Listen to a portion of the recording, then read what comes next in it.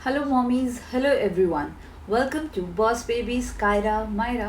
अगर आप इस चैनल पे फर्स्ट टाइम वीडियो देख रहे हैं then do subscribe to boss babies Kaira Myra. तो आज की इस वीडियो में हम 10 उन धारणाओं के बारे में बात करने वाले हैं जो कि सी सेक्शन से रिलेटेड हैं। ये वो मिथ हैं जो हम सभी ने या तो प्रेगनेंसी के दौरान या फिर डिलीवरी के बाद ज़रूर सुने होंगे। A mother can not have a vaginal birth after C section, कि एक माँ नॉर्मल तरीके से बच्चा नहीं पैदा कर पाएगी अगर उसका एक बार सी सेक्शन से डिलीवरी हो गई है। तो ऐसा कुछ नहीं है। कई बार ऐसा होता है कि पहली प्रेगनेंसी में जो डिलीवरी होती है वो आपका सी सेक्शन से हो सकती है और नेक्स्ट टाइम जब आप प्रेग्नेंट हैं तो वजाइनल डिलीवरी हो सकती है। तो ये डिपेंड करता है आपकी फिजिक के ऊपर, प्रेगनेंसी के दौरान आपकी हेल्थ कैसी थी एंड ऑल्सो कि जो बेबी है उसकी पोजीशनिंग कैसी है आपके यूट्रस के अंदर। डॉक्टर इन सब को देखते हुए आपको बताता है कि आपकी नॉर्मल डिलीवरी हो सकती है या सी सेक्शन होगा। मैंने लोगों को ये भी कहते हुए सुना है, सी सेक्शन से डिलीवरी हुई है, कितना आसान रहा तुम्हारे लिए, नॉर्मल डिलीवरी में तो बहुत दर्द होता है। तो लेट मी टेल यू, ऐसा ज़रूरी नहीं है। I have seen, I have heard and I know people जिन्होंने 12-12, 14-14 घंटे का लेबर सहन करा है and then they were like कि अब आपको सी सेक्शन कराना पड़ेगा। तो इतना आसान नहीं है।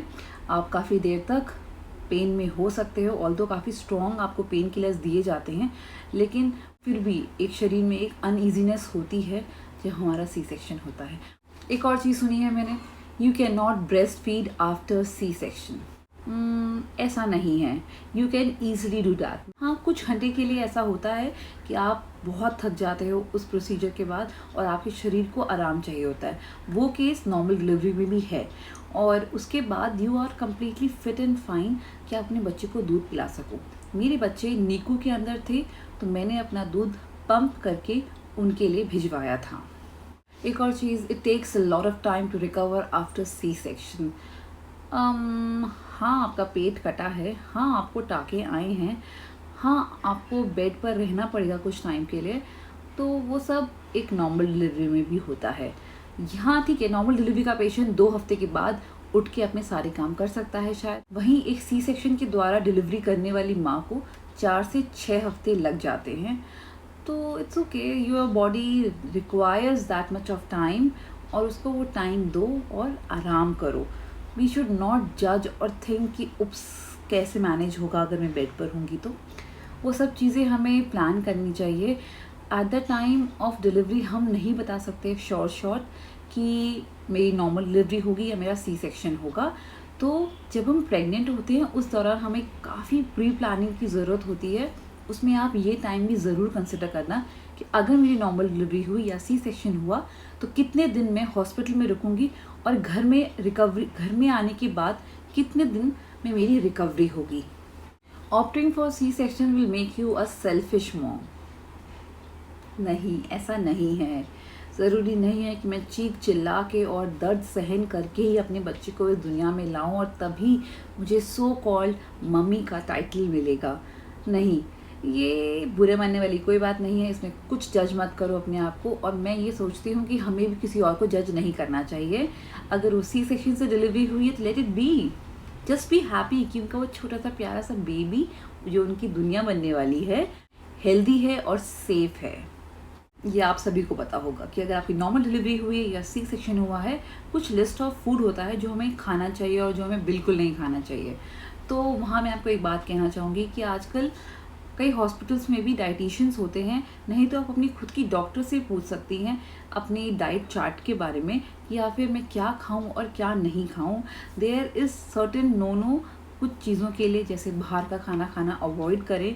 बहुत ज़्यादा ऑयली तला हुआ खाना, फ्राइड खाना नहीं खाना चाहिए क्योंकि आपको गैस्ट्रिक हो सकता है और अगर पेट में गैस बनेगी तो ऑब्वियसली आपको अनईजीनेस होगी और अभी आप बेड पर हो, मोस्टली फिज़िकल एक्टिविटी आपकी नहीं होगी फर्स्ट मंथ में। तो ये कुछ जो गैस करती हैं वो चीज़ें खाना अवॉइड करें। बाकी आप सब कुछ नॉर्मल खा सकते हो, उसमें कुछ भी नहीं है। मेरी डिलीवरी के बाद मुझे खुद बोला गया था कि पानी मत पीना, तुम्हारा पेट निकल जाएगा। तो जब मैंने डॉक्टर से पूछा इसके बारे में, डॉक्टर ने बोला ऐसा कुछ नहीं है। पानी पीना ज़रूरी इसलिए है बल्कि कि आप जो बच्चे को दूध पिला रहे हो वो मोर देन हाफ पानी ही होता है। तो अगर आपका खुद का वाटर इनटेक रहेगा तभी आप बच्चे के लिए दूध बना पाएंगे और बच्चे को दूध पिला पाएंगे। जो मेरी एडवाइस है इसके अंदर वो ये कि एक बार अपनी डाइटरी पैटर्न के बारे में डॉक्टर से सलाह ज़रूर लें। एक और चिंता होती है कि डिलीवरी के बाद आप कई दिनों तक चल नहीं पाओगे, बेड से चिपक जाओगे। तो ये भी गलत है, क्योंकि डिलीवरी के विद इन ऑलमोस्ट 12 घंटे के अंदर या उससे भी कम समय में when you are comfortable and आप ईज़ पे हो, डॉक्टर आपको खुद सजेस्ट करता है कि कोशिश करें अपने आप उठने की। सहारा तो दिया जाएगा आपको, पर उठे और कुछ कदम चलने की कोशिश करें। अगर आप ये कर पा रहे हो देन दैट मीन्स आपका सी सेक्शन का जो ऑपरेशन था वो सक्सेसफुल था और आपकी बॉडी रिकवरी की तरफ आगे बढ़ना शुरू हो चुकी है। तो ऐसा नहीं है कि सी सेक्शन के बाद आप बेड से चिपक जाओगे। ये वाला मेरा फेवरेट है कि आपका सी सेक्शन से डिलीवरी हुई है तो अब तो तुम्हारा पेट कभी नहीं जाएगा अंदर। जो ये टमी फैट है ये लाइफ टाइम तुम्हारे पेट पे चिपक जाएगा। तो यहाँ पर मैं बताना चाहूँगी ऐसा नहीं है। With proper diet, exercise, walk और आप इसको टाटा बाय बाय कर सकते हो। ये वाला आप सभी ने सुना होगा कि अगर आपकी डिलीवरी सी सेक्शन से हुई है तो ये जो बैक पेन है ये आपका कभी नहीं जाने वाला। बैक पेन वो भी वहाँ जहाँ आपको एपिड्यूरल इंजेक्शन लगता है। ये वो इंजेक्शन है जो कि आपका दर्द कम करे। तो ऐसा नहीं है, क्योंकि प्रेगनेंसी के दौरान में भी हमें काफ़ी बार कमर में दर्द होता है और डिलीवरी के बाद भी ये दर्द होता है और ये दर्द डिलीवरी के कुछ दिन तक हो सकता है। तो उसके लिए जो मैं चीज़ सजेस्ट करूँगी वो सिकाई है। आप इसको अच्छी सी सिकाई कर सकते हो और आपको काफ़ी राहत मिलेगी उससे। ऐसा बिल्कुल नहीं है कि ये एक परसिस्टेंट पेन होगा जो आपके साथ लाइफ टाइम के लिए होगा। एपिड्यूरल जो ये इंजेक्शन है जो हमारी कमर में लगता है, इसके बारे में मैंने एक और चीज़ सुनी है कि जिसको एपिड्यूरल इंजेक्शन लगता है डिलीवरी के लिए, उसका जो बेबी होता है उसको भी ये इंजेक्शन इम्पैक्ट कर सकता है। नहीं, ऐसा नहीं है। सर्टेन केसेस बहुत ही रेयर, baby might be a bit drowsy but chances are very limited. As a mom we must understand कि एक बच्चे को इस दुनिया में लाना ही बहुत खूबसूरत चीज़ है। वो कोई भी तरीका चूज़ करे इस दुनिया में आने के लिए, नॉर्मल डिलीवरी या सी सेक्शन, वो मैटर नहीं करता। जो चीज़ मैटर करती है वो ये कि हमारा बेबी और हम खुद उस टाइम पे हेल्दी हों। और अगर एक हेल्दी बेबी आपके पास आ रहा है तो what more do you want. C section is not a easy process to have और टू डील विद। तो थोड़ी सिंपैथी और थोड़ी एम्पैथी रखनी चाहिए और हमें जज नहीं करना चाहिए जो भी सी सेक्शन से डिलीवरी कर रहे हैं। अगर आपको कोई भी डाउट है, कन्फ्यूजन है, feel free to talk to your doctor. Instead of getting scared और नर्वस, अपने डॉक्टर से बात करें और इस चिंता से बिल्कुल दूर रहें कि मेरा बच्चा सी सेक्शन से तो नहीं होगा, नॉर्मल से तो नहीं होगा, मुझे कितना पेन होगा, मैं ये वो पेन सहन कर पाऊँगी या नहीं, क्या मैं सी सेक्शन से रिकवर हो पाऊँगी या नहीं, क्या सी सेक्शन से मेरे बच्चे को तो कोई इम्पैक्ट नहीं पड़ेगा। It's okay, relax, just enjoy your pregnancy.